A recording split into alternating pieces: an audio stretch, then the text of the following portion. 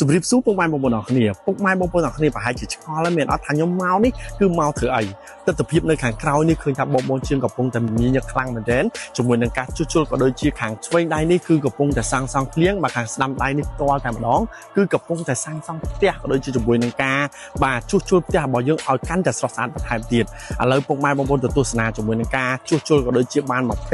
ហើយពុកម៉ែបងប្អូនឃើញខាងក្នុងទាំងអស់គ្នាថាទស្សនវិជ្ជាខាងក្នុង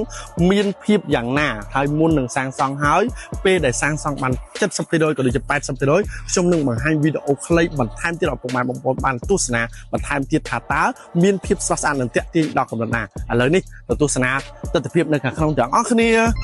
តោះពុកម៉ែបងប្អូនអរគ្នាមុននេះពុកម៉ែបងប្អូនអរគ្នាបានទស្សនានៅខាងក្រៅផ្ទះទាំងស្រុងផ្ទាល់តែម្ដងឥឡូវយើងមកទស្សនានៅខាងក្នុងផ្ទះវិញម្ដងឃើញថាបងជើងកំពុងតែជួសជុលក៏ដូចជាបោកបៀកទៅលើជញ្ជាំងក៏ដូចជារៀបចំផ្ទះបងប្អូនឲ្យបានស្អាតក៏ដូចជាគេហៅថា renovation ក៏ដូចជាវាយផ្ទះចាស់ផ្លាស់ឲ្យទៅជាផ្ទះថ្មីបាទតាមតម្រូវការទៅលើអតិថិជនផ្ទាល់តែម្ដងវីដេអូនេះចង់បង្ហាញឲ្យឃើញថាជាមួយនឹងការជួសជុលរបស់ក្រុមការងាររបស់យើងគឺទៅតាមតម្រូវការអតិថិជនផ្ទាល់តែម្ដងពុកម៉ែបងប្អូនណាកុំឲ្យដូចក្រុមហ៊ុនដទៃមានន័យថាយើងនិយាយការងារហើយបាទកក់លុយកក់អីហើយដល់ថ្ងៃមកជួសជុលផ្ទះស្រាប់តែបាត់ក្រុមហ៊ុនអត់ដឹងទៅណា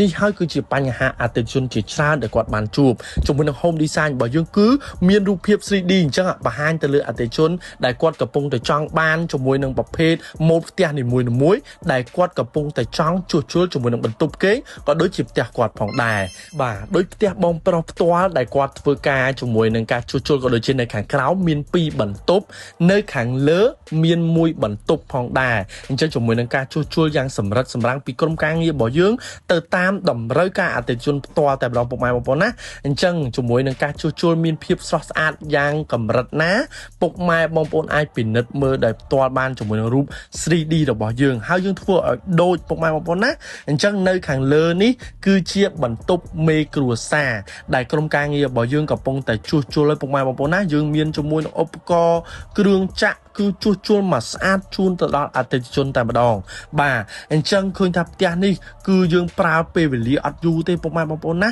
ពន្លឿនទៅតាមតម្រូវការអតិថិជនហើយនៅខាងក្រោមនេះគាត់សាងសង់ជាមួយនឹងឃ្លាំងមួយផងដែរដែលគេហៅថាពីមុនដីនេះគឺទុកចោលទេអញ្ចឹងឃ្លាំងនេះគឺក្រុមការងាររបស់យើងកំពុងតែបញ្ញាប់រុះរាន់ឲ្យទាន់ចិត្តតម្រូវអតិថិជនផងដែរ